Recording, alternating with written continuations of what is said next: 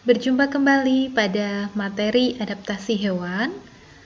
Kali ini kita akan membahas mengenai cara hewan beradaptasi. Hewan beradaptasi dengan lingkungan agar dapat bertahan hidup.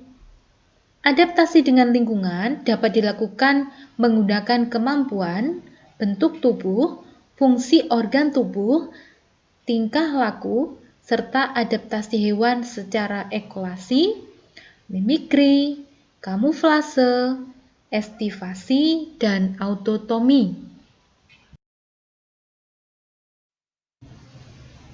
Yang pertama yaitu ekolasi. Ekolasi adalah kemampuan hewan dengan menggunakan gelombang suara atau pantulan suara untuk mengetahui letak benda atau mangsa. Contoh hewan yang menggunakan ekolasi atau melakukan ekolasi. Yang pertama adalah kelelawar. Kelelawar memiliki penglihatan yang sangat buruk di malam hari, sehingga dia melakukan ekolasi dengan cara mengeluarkan bunyi yang berfrekuensi tinggi. Tentunya bunyi ini tidak dapat didengar oleh manusia. Bunyi yang dikeluarkan oleh kelelawar ini kemudian dipantulkan. Pantulan bunyi ditangkap oleh kelelawar sehingga dia dapat mengetahui letak benda yang ada di sekitarnya.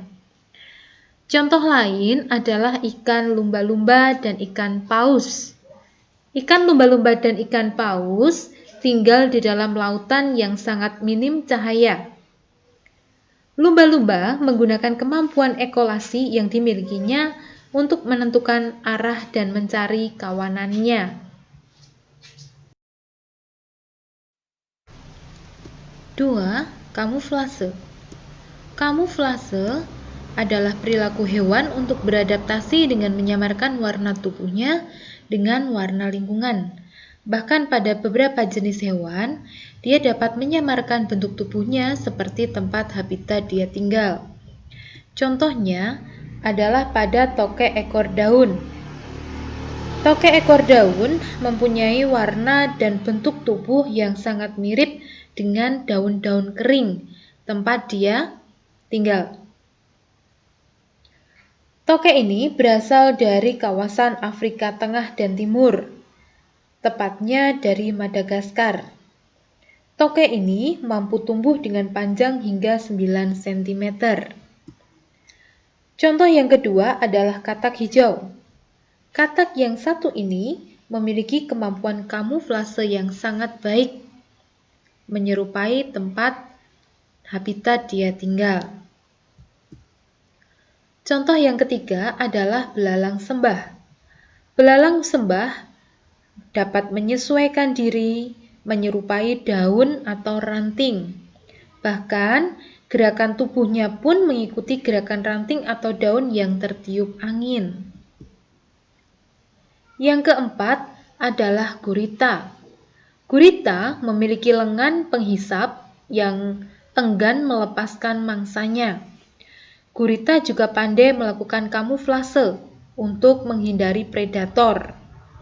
Nah, di sini kalian bisa lihat bahwa gurita ini berkamuflase dengan pasir di mana lingkungan dia tinggal.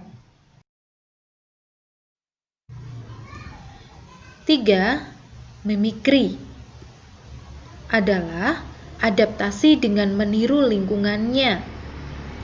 Contohnya adalah pada katak pohon. Katak pohon mengubah warna kulitnya untuk menyamarkan diri. Saat dia bertengger di permukaan daun hijau, warnanya akan menjadi hijau.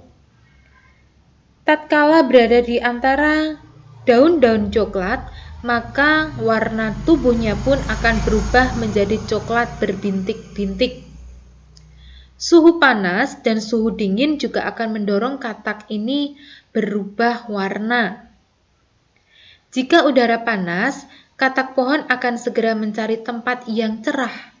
Akibatnya, warna kulit katak pohon akan menjadi cerah.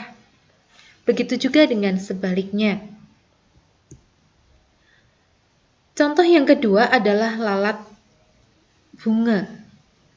Lalat bunga adalah jenis lalat kerbau Eropa. Lalat bunga secara tampilan mirip atau menyerupai lebah atau tawon. Lalat ini sering menempel ke bunga dan menirukan perilaku tawon. Jika bertemu dengan predator lalat tersebut, ya, jadi dia akan bergerak menyerupai lebah, ya, ketika bertemu dengan predator. Memikri ini bertujuan untuk melindungi dirinya dari bahaya. Contoh yang ketiga adalah bunglon. Bunglon adalah hewan reptil. Sebagian besar hidupnya berada di atas pohon. Bunglon termasuk jenis hewan ovovivipar. Dia menyamarkan warna kulitnya agar tidak dilihat oleh pemangsa atau mangsanya. Yang keempat adalah estivasi. Estivasi adalah keadaan di mana hewan tidak aktif ketika suhu lingkungan sangat panas. Contohnya adalah pada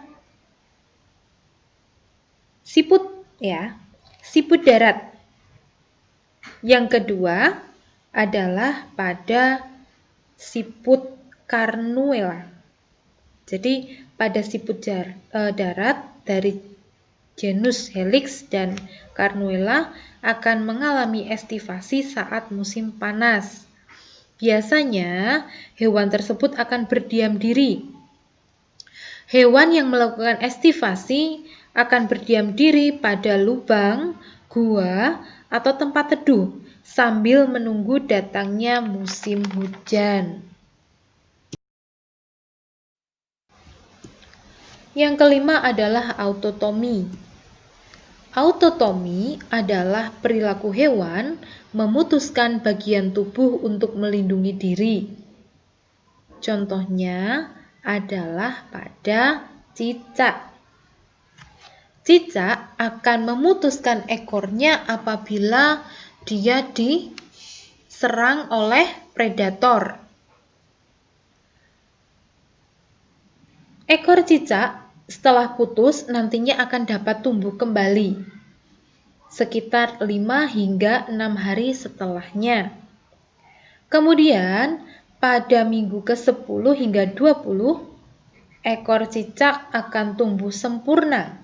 Namun ekor baru ini akan lebih pendek dan memiliki warna lebih pucat dari bentuk semula atau dari warna semula. Selain cicak, juga kadal. Kadal juga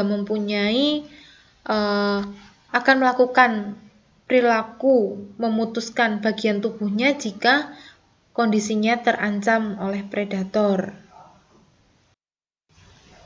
Sampai di sini pembahasan kita mengenai adaptasi hewan. Pada pertemuan mendatang kita akan kembali membahas materi selanjutnya. Tetap simak materi-materi lain supaya memudahkan kalian untuk belajar di rumah. Tetap jaga kesehatan dan sampai jumpa.